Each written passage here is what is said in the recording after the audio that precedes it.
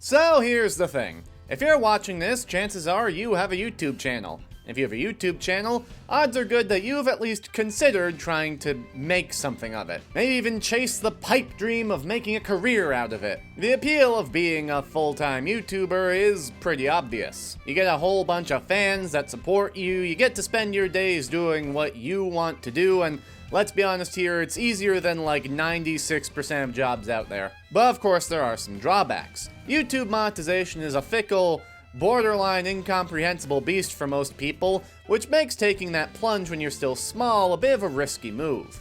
However, an even more dangerous creature that will always have you in its sights is the rest of the internet. When you're a YouTuber, there will always be people with their eyes on everything that you do, or did, that they can find online. Let's be honest here, everyone has skeletons in their closet. I've got 3. So what happens when your fan base, or anyone really, finds something of yours that you'd really rather have not gotten out? Well, it's simple.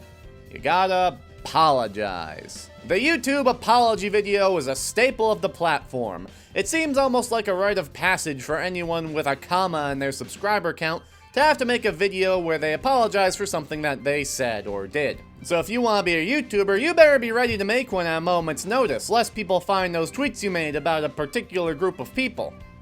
You know the ones I'm talking about. And luckily for you, I happen to have this handy-dandy VHS tape to teach you just that. That's right, this tape holds everything you need to know in order to make the perfect apology video that will instantly absolve you of any crime. So how about I take it easy this week and I just pop this in and that'll be this week's video. Here we go.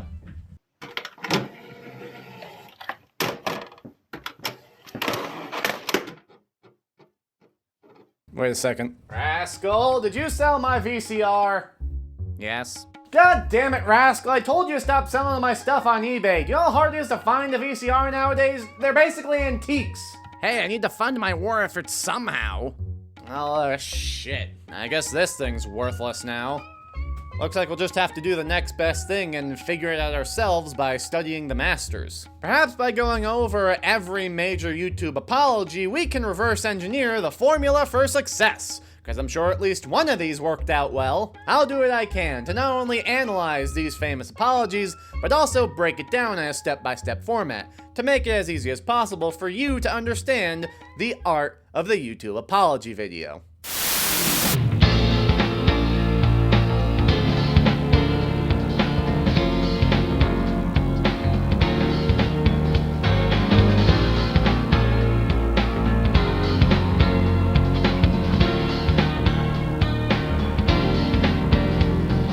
The first thing you must do before making your YouTube apology video is figure out how bad what you did actually was. Because you need to know right away what the tone of your apology video should be. If it's something lighthearted, you can usually keep the tone pretty light. No, that rarely ever happens. If not, you should probably treat things a little bit more tactfully. No, that rarely ever happens. Failure to do so could result in a dire situation, such as what happened with Rice Gum. Rice Gum was a YouTuber who made content? I think he was a gaming channel that transitioned into drama. I don't know, I never watched the guy. Let's just call it douche-tuber slop. What I do know is that back in 2018, Rice Gum and a couple of other douche-tubers all just so happened to make a video on the website mysterybrand.net at about the same time. The premise of the website is that you would pay real money to open a virtual box of all sorts of different themes with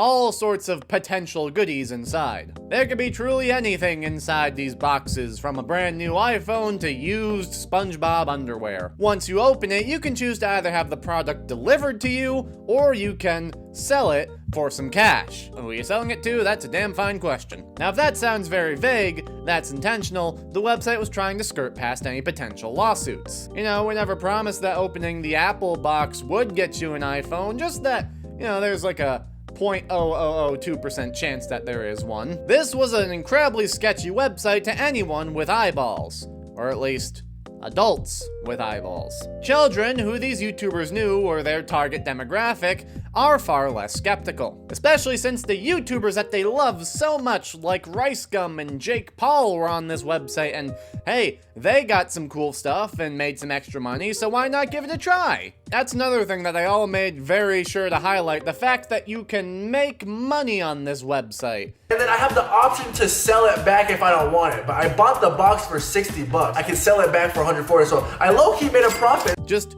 go in, spend some money, and there's a chance that you might get some more money back.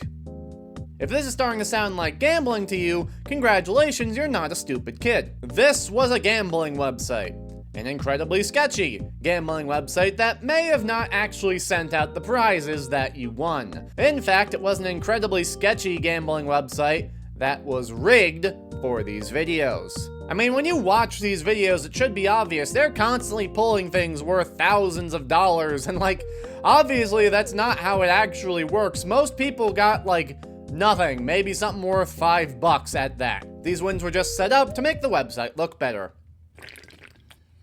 Oh, and also they were paid like $100,000 to do this and didn't disclose it anywhere. Yeah, as it turns out, these videos were sponsored by MysteryBox.net, and they didn't say that anywhere, which is illegal. Uh-oh, this calls for an apology. Though to call what Rice Gum did next an apology would be rather generous. While he did apologize for promoting gambling to children, the video doesn't really feel all that apologetic. It's very high energy and is spent mostly with him just trying to say, look at what this guy did, that's also bad, why are you coming after me? You know, I do feel bad, you know, I'm like kind of defending myself and stuff, but I do know I'm somewhat in the wrong. There's this YouTuber named Reaction Time. He actually has more subscribers than me. I don't know how, because he's not cooler than me, but anyways, he made the same type of video, like 3 months ago. All these guys right here, right, they're in David Dobrik's crew, whatever, they're influential, got kid fans, same thing, open up boxes. This was 3 weeks ago, way before I was doing it. As if it's impossible for someone to be angry at more than one person at a time.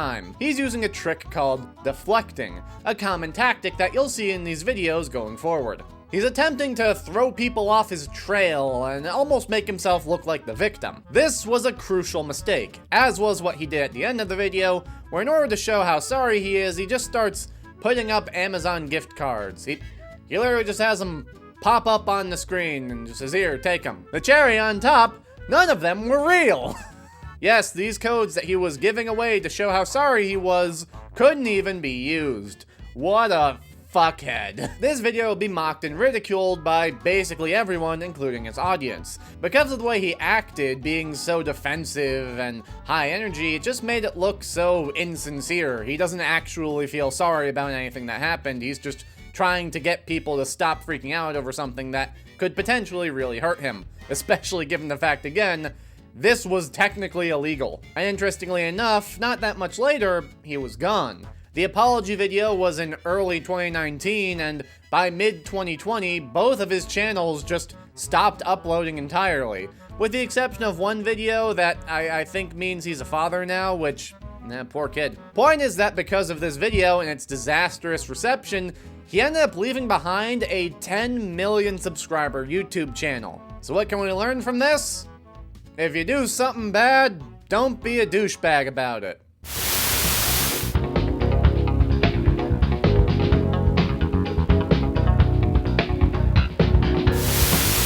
This is one of the most crucial parts of the apology video. You need to get your setup just right. First off, don't ever shoot your apology video in a professional setting. A good example of why not is the Fine Brothers. The Fine Brothers were the people that ran the YouTube channel React, famous for its series where it would take old people or children and sit them down in front of something and just had them react to it. Quality stuff. It's a channel you probably haven't thought about in a long time. Their real names are Benny and Rafi Fine. Just kidding, that was a lie. Their real names are actually Matthew and Patrick Fine. Just kidding again, their real names are Benny and Rafi Fine. I was just trying to demonstrate the fact that no one has thought about these two in years. The React channel would become incredibly popular around the mid-2010s, and eventually would inspire other people to try and make their own reaction videos. Now I understand that reaction videos are their own big, disgusting can of worms that was so rancid, people don't even call themselves reaction channels anymore. They prefer commentary channels now. The word reaction video has become a slur at this point, but at the time, they were still an incredibly popular form of content, which made it very alarming for everyone involved when the Fine brothers attempted to copyright the React format, with everyone who wants to do a reaction video having to do it through their service called React World. This resulted in massive backlash, mostly because they didn't even invent the format to begin with. The reaction video had been a thing on the internet for years before the React channel started doing it. One of the earliest examples I can think of a viral internet sensation is 2 Girls 1 Cup reaction videos. So obviously, the Fine brothers decided to apologize. But look at this setup. We completely screwed up with how we originally talked about this. First and foremost, we're sorry for confusing people by using terminology like our React format. We were never trying to say that every video where someone reacts to something else is something we would try to control. They're on their usual set with professional cameras. Everything is clearly staged and scripted. I mean, every apology video is scripted, but you get what I'm trying to say. It looks fake. Compare this to Laura Lee, a YouTuber who had to make an apology video after people dug up some very not nice tweets that she made. It's one thing to make an edgy joke, it's another to just straight up call people slurs. Also, I gotta admit, you don't really see the G word much anymore nowadays, so props for creativity. But look at her in this video. She's in her living room, her phone at an awkward angle. Her hair is deliberately a bit unkept. She's even trying to cry.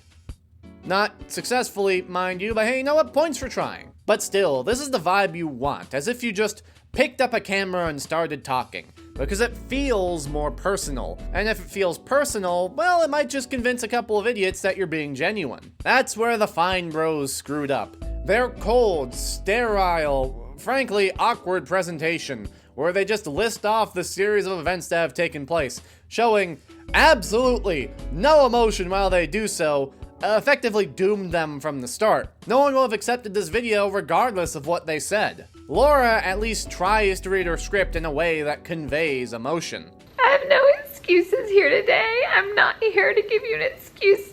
I have no excuses. I'm only here to say that I'm so sorry. Though this one wasn't really that well received either, as you can tell by the fact that I have to use a parody video because she deleted her old one, and I can't find an archive of it. So for your setup, like I said, find a more personal, private area to record in.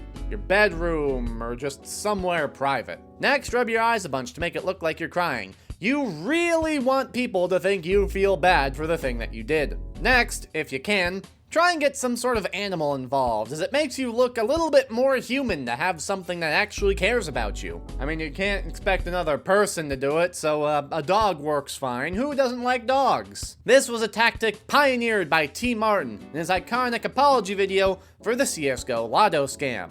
Basically the same thing that happened with Rice Gum, except instead of actual products, you were getting fictional products for the game Counter-Strike Global Offensive. Oh, and Martin was the owner of the website and still didn't disclose it until after he got caught. So this is the starting setup you want to have. But keep in mind that these tactics alone won't secure your forgiveness, as it's what you do next that will make or break your apology video.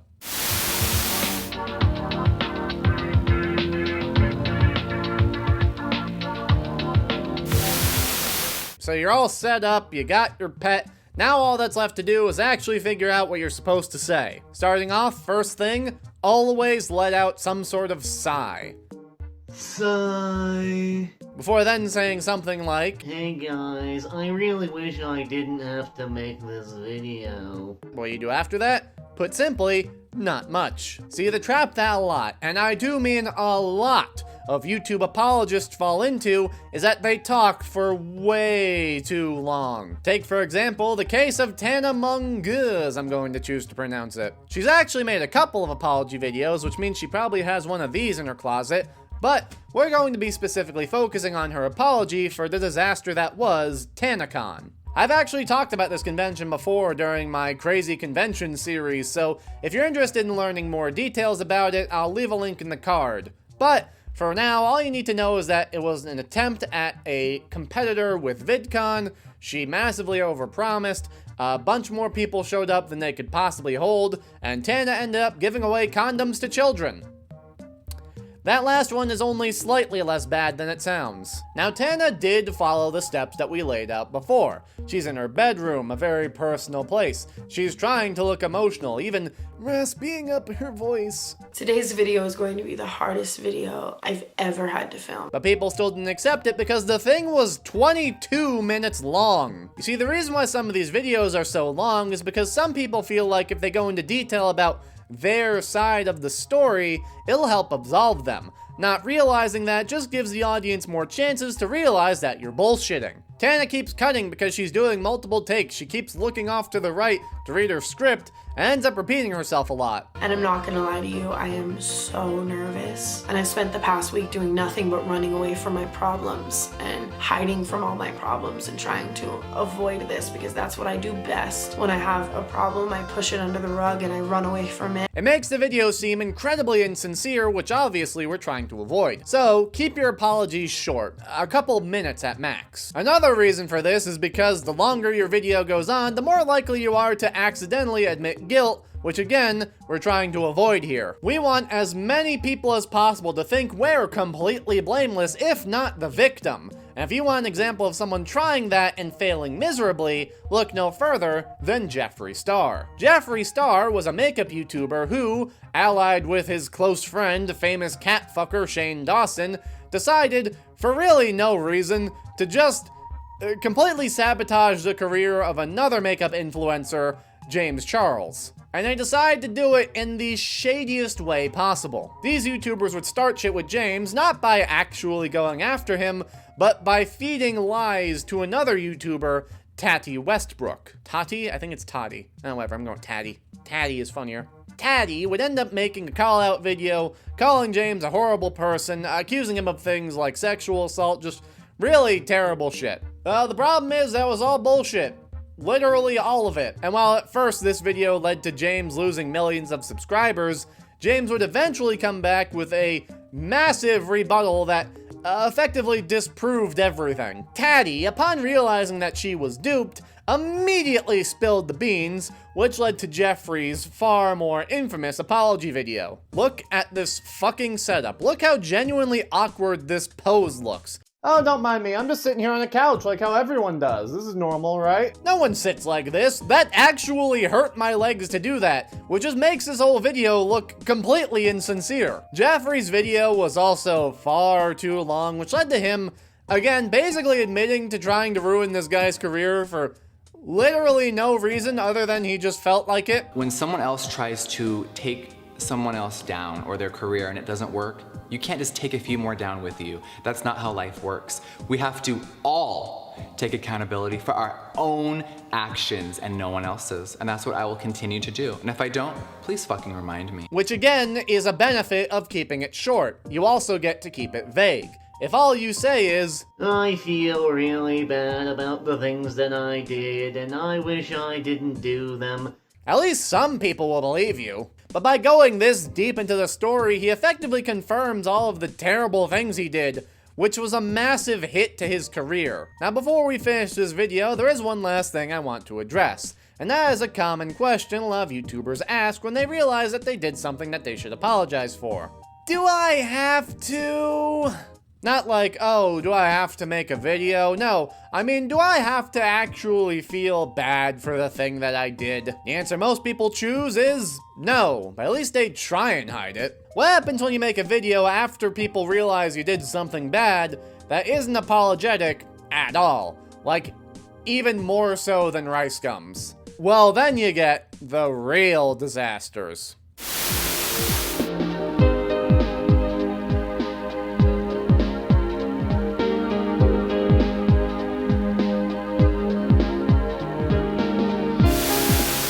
What happens when you have a big fuck up, a colossal snafu that just completely ruins your reputation, and you decide not only are you not going to apologize, but you're also going to dig in your heels and say that everyone else is wrong because your ego is just that strong?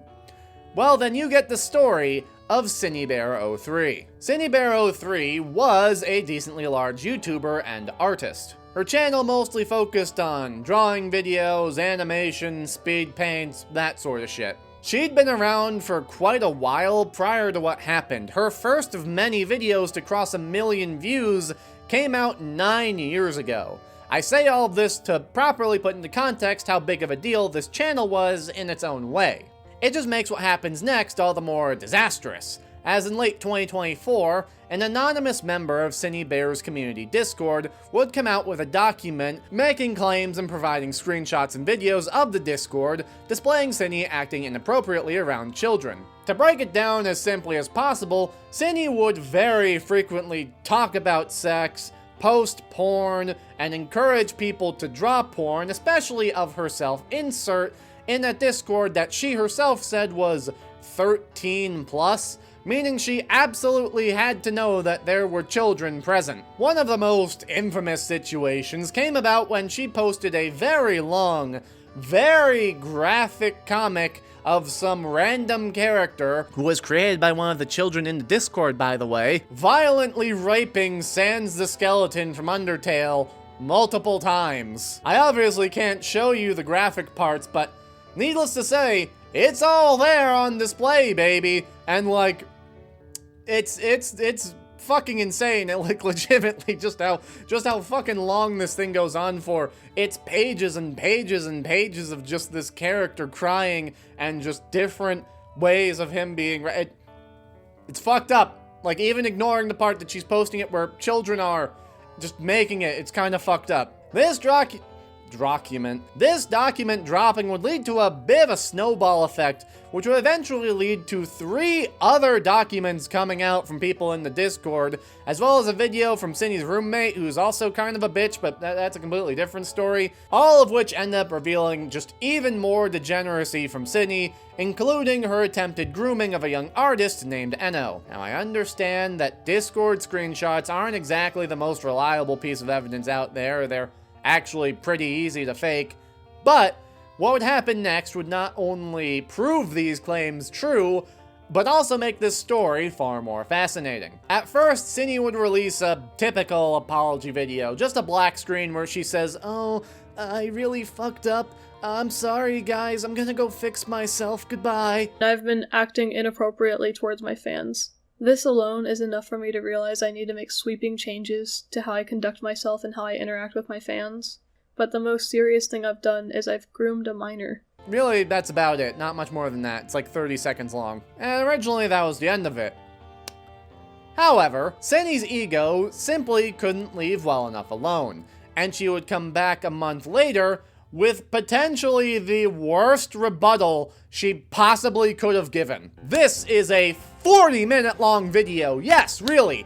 40-minute long video where she plays fucking Cult of the Lamb while just rambling. Half the video is her just complaining about how much of a bitch her roommate is, and yeah, you probably both are. For the 9 months we stayed together, I would say that half of that time I was paying rent in full. We moved in November, and Jack hadn't considered splitting rent until February. I had to beg Jack to pay only 1/3 of rent with their social security, and he tried to refuse. And the other half is her just desperately, depressingly poorly attempting to refute the accusations of grooming. She does this by Googling signs of grooming and going down the list while saying that she didn't do anything on the list. The problem is that she did, and she admits as much in the video. I know that doesn't make any fucking sense, but by just using the things that she says in this video, you can literally check off every single thing in that list. Inappropriate communication. The examples given are asking for secrets to be kept, using sexual language the child may not understand, and educating the child on the subject. I will not deny that my conversations were inappropriate and I shouldn't have been having them,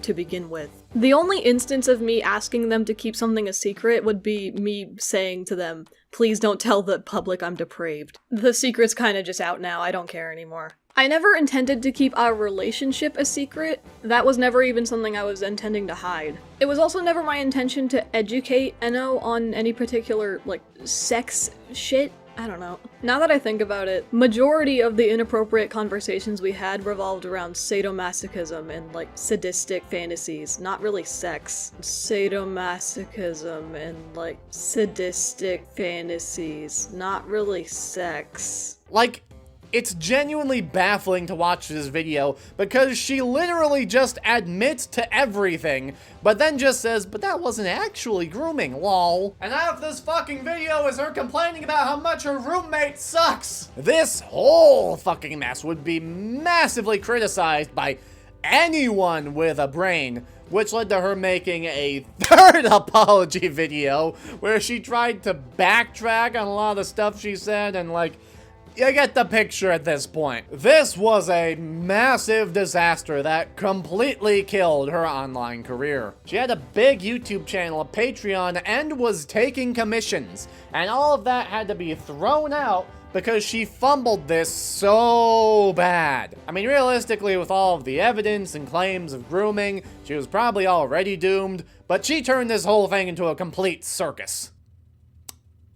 However, when I say YouTuber accused of grooming makes a terrible apology video that completely tanks their career, Cinny Bear is probably not the person that you think of.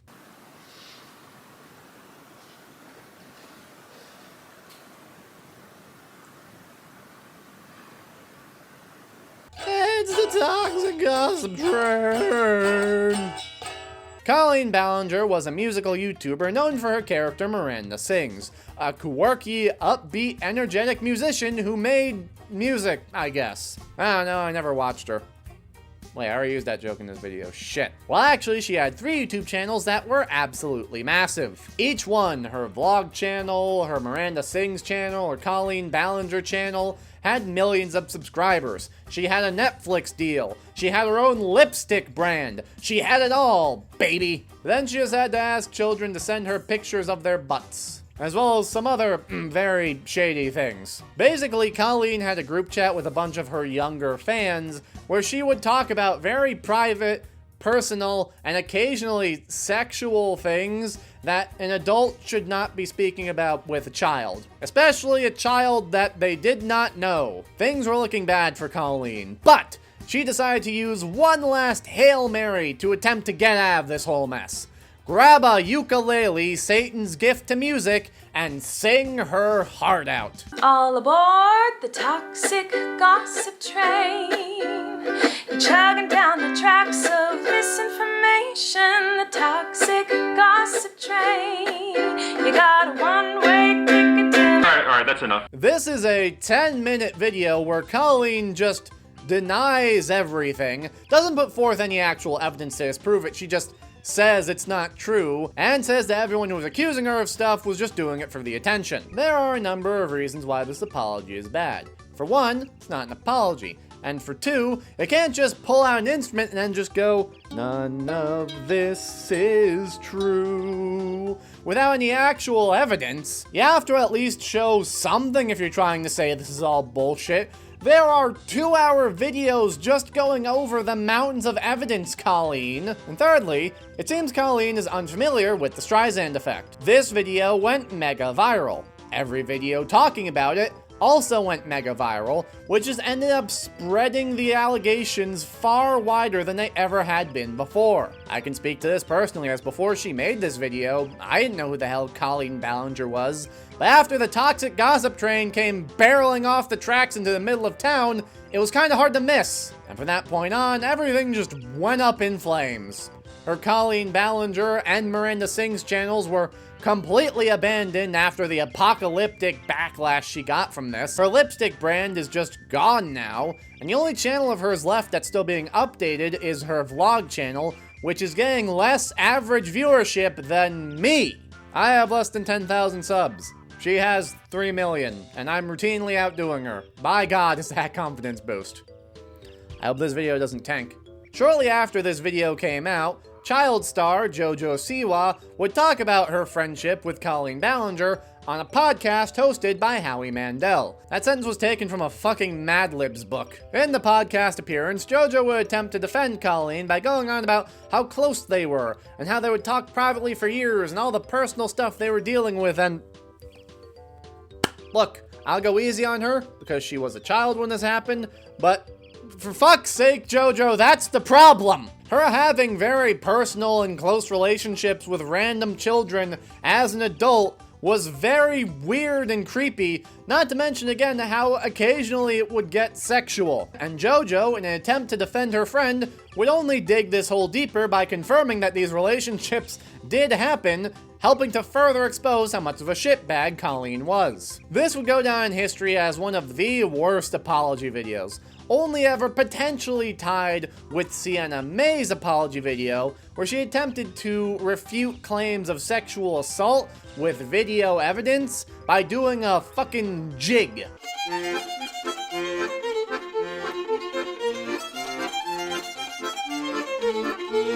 Yes, this is somebody doing an interpretive dance apology video. These are the ultimate apologies to avoid. They do everything wrong. They deflect, they're combative, some of them are overly produced, and they go on for way too fucking long. They're just everything that you shouldn't do, which is exactly what we're studying here in the first place.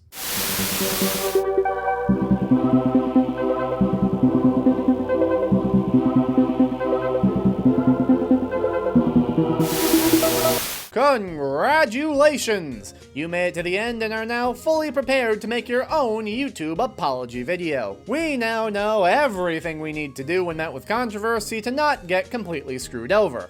Now all we have to do is run a test on our theory to make sure we got it right. And I have the perfect case study. Brooke Houts was a YouTuber who mainly focused on videos with her dogs. Oh, look at them, so cute.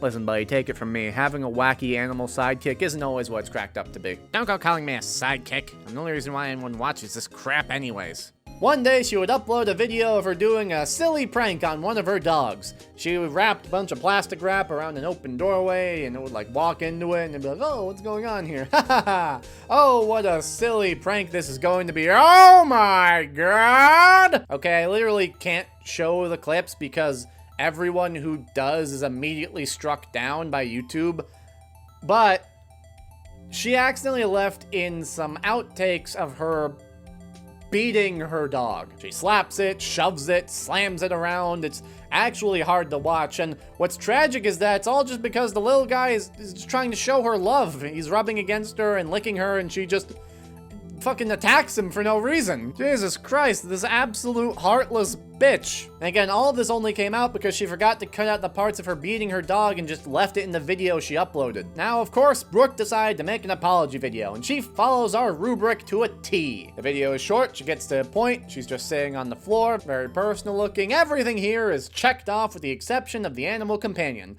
So, of course, this video was massively hated. In fact, she also was massively hated, to the point her YouTube channel is just completely gone now. Well, that can't be right. She did everything right. She made the perfect apology video. Why didn't that fix everything? Hold on, I gotta go think some things over. I'll be right back. I just don't understand what she get wrong. Have you really been the animals? That's important. I gotta figure it out. Okay, let's see. Okay. Apology. Okay. Yeah. I'm professional. It's sign. Yeah, sign. It's important. Shit. No. Professional. No. Maybe it's the dog. No, God damn, that's not it!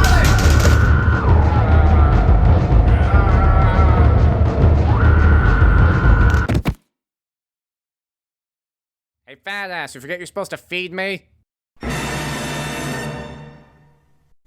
What the hell are you doing? Oh, rascal. I really thought I'd have it figured out. I really thought I'd know how to make the perfect apology video to get away with anything. Do you even have anything to apologize for? No, I wanted to do some stuff later. Now I'll never know how to make an apology video, all because of this stupid... Wait a minute.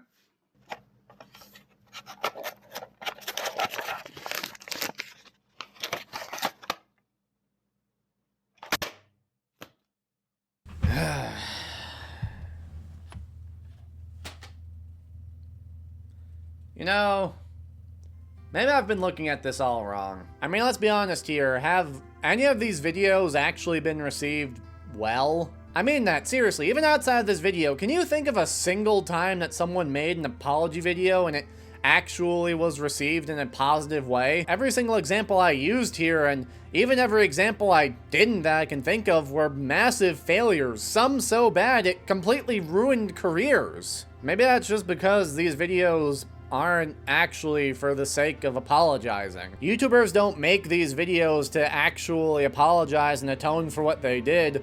They just make them to make themselves look better. Their worry isn't, oh no, I hurt someone, it's, oh no, now I look bad. It's why they're always faking tears or deflecting or just trying to downplay what they did even after doing some genuinely horrible shit. I think everyone knows that though, which might be why these videos almost always blow up. It's because these large figures are now publicly embarrassing themselves in a desperate attempt to try and save face. It's basically the same thing as the Homelander scene from the end of The Boys. I'll fucking suck your dick, please! I'll do anything! They make these videos because they think they can get away with what they did. These people think they can just pull the wool over your eyes, make a sappy apology video, and bada bing bada boom, we're back to normal next week, but I think everyone's wise to this shit. Like, sure, everyone makes mistakes sometimes, like I said. Everyone has skeletons in their closet. But I feel like most people don't make the mistakes that these people are. You don't just accidentally scam people or groom children or sabotage people. That's a conscious choice made by these people who think they can get away with it. And if they really did feel bad about all of that, their first thought would be, oh no, how do I make this right? Not, oh, I better sit down and make a YouTube video. So maybe it's a good thing that there's no secret trick to an apology video. Because for every failed apology video that forces some jackass to eat a whole mouthful of humble pie, there's a chance, a small chance, that someone in a similar position might look at that and realize that maybe they can't get away with it. And if nothing else, they're almost always funny one way or another. I'm Sir Strongman, and that was the thing.